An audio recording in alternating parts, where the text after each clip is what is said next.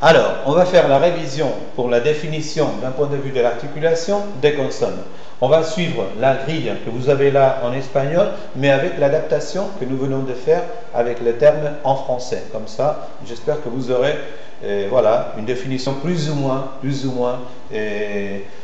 voilà, exacte qui se corresponde à l'articulation de ces consonnes. On commence donc, Tati, la définition de M. M de Madrid ou de maman. C'est une consonne nasale, bilabiale et sonore. Voilà, consonne nasale, bilabiale, sonore. Ok? Vous pouvez mettre, si tu veux, Roberto, une consonne nasale, occlusive, bilabiale, sonore. D'accord? Bien. La définition de la consonne N, quand on dit né. C'est une consonne nasale, occlusive, dentale, sonore. Dentale, sonore. Dentale, sonore. Alors, une consonne nasale, occlusive, dentale, sonore. Ou simplement dentale, sonore. Ok? Bien.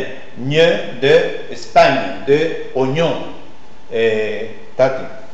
C'est une consonne nasale, palatale et sonore. Palatale, sonore. C'est une consonne nasale, palatale, sonore. Occlusive, si tu veux, Roberto, et palatale, sonore. On continue. La consonne L de lune. L de lune. Alors, Roberto.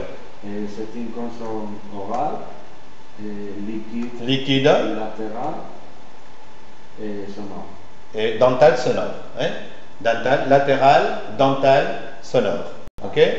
Liquide, latérale, dentale, sonore. La, les, li, le, lu. Si tu vois la position de la langue, tu verras qu'elle est appuyée contre la partie arrière des dents. La, le, li. Alors, latérale, dentale, sonore.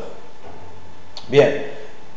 Par rapport à la consonne R de Rome, Tati. C'est une consonne orale, Oui. liquide, vivale et uvulaire. Voilà, c'est une consonne orale, liquide, vibrante et uvulaire. Non, on ne le dit pas.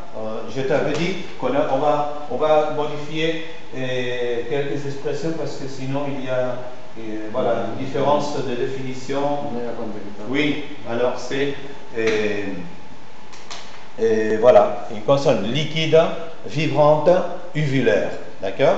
Voilà. Et bien sûr, sonore. Elles sont sonores, les consonnes liquides en français. C'est clair? Oui? Bien. La consonne B de Barcelone. Tati. C'est une consonne orale, occlusive, bilabiale et sonore. Voilà. Consonne orale, occlusive, bilabiale, sonore. C'est clair? Bien. On continue. La consonne P de Pologne ou de Paris.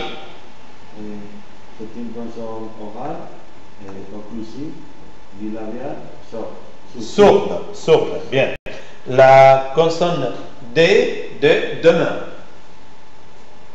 C'est une consonne orale, occlusive, dentale et sonore. Voilà, très bien. Orale, occlusive, dentale, sonore. Bien. Et T de terminé. C'est une consonne orale, occlusive, dentale et sourde. Dentale. Vous dites dental. Vous prononcez N. Attention. Dentale. Dentale, sourde. Bien. Et la consonne G de gomme. Tati. C'est une consonne orale, occlusive, Vélaire. et sonore. Sonore. Consonne orale, occlusive, vélaire, sonore. Vous devez adapter la terminologie français-espagnol qui est différente parfois. Bien. La consonne K de kilomètre. C'est une consonne orale, occlusive, dentale et sourde. Voilà, dentale, sourde. Très bien. Après, on va voir la série des fricatives ou constrictives. C'est la même chose. Je pense que c'est plus facile de dire fricative, masculin, féminin, de constrictif, mais bon, comme vous voulez. Alors, on commence avec cette série, la consonne F de fin, de finale. Tati. C'est une consonne orale, fricative, labio dental et sourd. Labio dental. Vous dites dental, comme en espagnol. Attention, parce que vous le répétez beaucoup de fois. Labio dental, d'accord, très bien. Sourd, c'est parfait. Merci, Tati. Et Roberto. Alors, V de Valence, de vacances. C'est une consonne orale, fricative, labio-dentale et sonore. Voilà, très bien. Bravo pour labio dental. Bravo. Voilà, et sonore. La consonne S de semaine de Séville. Tati. C'est une consonne orale, fricative, alvéolaire et sourde. Voilà, sourde. Consonne orale, fricative, alvéolaire, sourde. Ou dento-alvéolaire, mais bon, en dento-alvéolaire, on dit alvéolaire. Voilà. Et finalement, dans le même groupe, la consonne Z de zo, par exemple. C'est une consonne orale, fricative, Alvéolaire, et sonore. sonore. Alvéolaire, sonore. Je vous rappelle que vous avez là les mots en français pour l'opposer au terme espagnol. Ok? Et pour terminer, pour finir, vous avez les consonnes je et la consonne aussi che. Alors, che comme chemise. Donc, Tati. C'est une consonne orale, Oui, fricative, oui. prépalatale et sourde. Voilà, prépalatal, sourde. Et voilà, finalement, le son je de Jean, par exemple. Jean. C'est une consonne orale, fricative,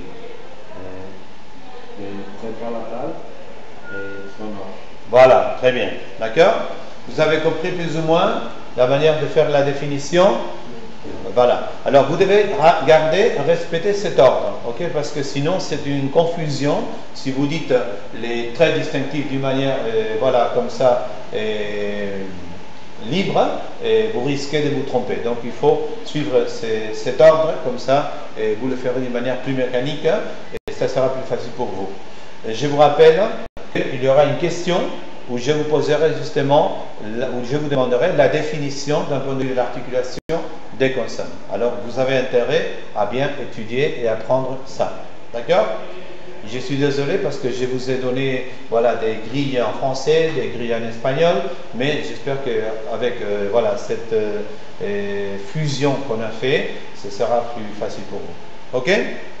Voilà.